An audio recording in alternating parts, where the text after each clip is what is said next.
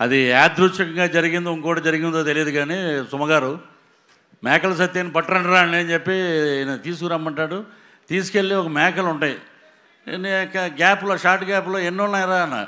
ఈ ఒక 70 ఎండ, ఈ ఒక 80 ఎండ, 150 ఉన్నాయి మేకలు.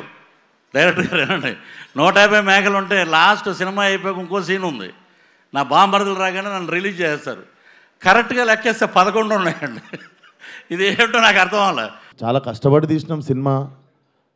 ఇప్పుడు అది ఎంతవరకు న్యాయం? మాకు బాయ్కాట్ లైలా అని 25,000 ట్వీట్లు వేసి పొద్దున పూట హెచ్డి ప్రింట్ పెడతాం సినిమాది అని, వాడి ఖాతాలో వీడు బలి అని.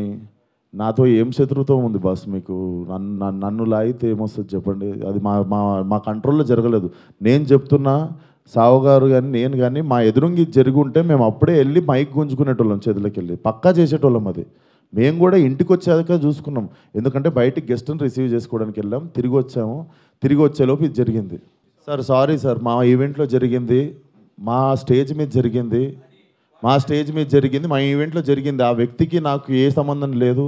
అతను నటించాడు సినిమాలో, కానీ నా ఈవెంట్లో జరిగింది కదా, నేను సారీ చెప్తేనే మీరు కూల్ డౌన్ అవుతారు అనుకుంటే సారీ సార్, ఎక్స్ట్రీమ్లీ సారీ.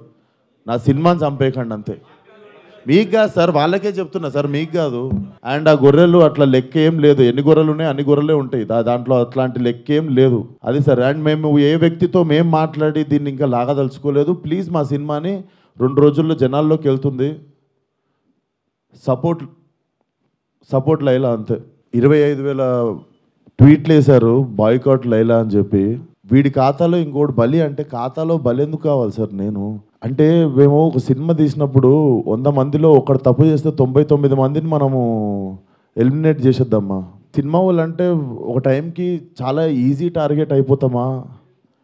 అలా తీసి పాడేసి అంత అంటే చాలా చులకన అయిపోతామా?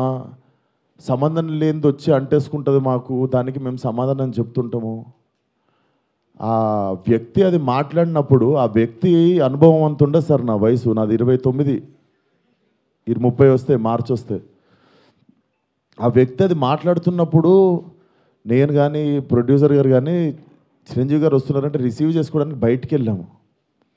తిరిగి వచ్చాము, ఈవెంట్ అయిపోయింది. ఇంటికి వెళ్ళేదాకా మాకు తెలియదు ఈ వ్యక్తి స్టేజ్ మీద ఏం మాట్లాడాడు.